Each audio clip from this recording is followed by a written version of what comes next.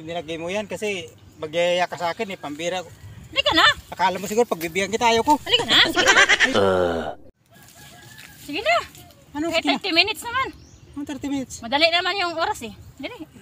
Pambira. Wala naman tayong orasan dito. Meron. Saan yung orasan? Ayun oh.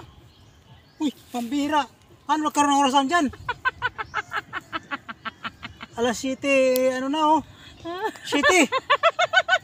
Paano nagkaroon ng orasan dyan? Pambira sa pulang kahoy. 30 minutes lang. Ano 30 minutes? Madali lang. Ikot-ikutin lang natin. Dali na. Pambira, ayaw ko. Saka iba na naman yung pumapasok sa utak mo, pambira ka.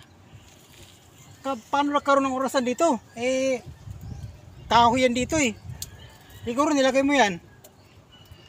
Para mayroong orasan. Eh, talagang nilagay mo yan kasi magyaya ka sa akin eh, pambira. Halika na. Akala mo siguro pagbibigyan kita, ayaw ko. Halika na. Sige na. Ayaw ko, tsaka ano, ayaw ko yung ganyang ano, ang sama-sama ng iniisip mo eh. Hindi man ako masama ah. Sige na. Sige na ba? Pambira. Yung oras ano, nauga oh. Baka bibilis yung ikot. Pambira, umiikot talaga.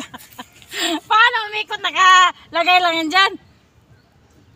Ano Hindi kalagay? yan. Steady lang yan. Walang battery.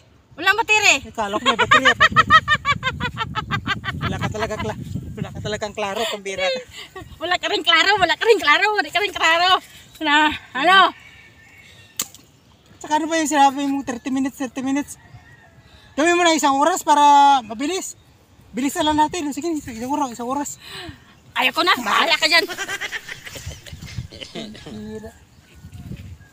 May orasan, 30 minutes.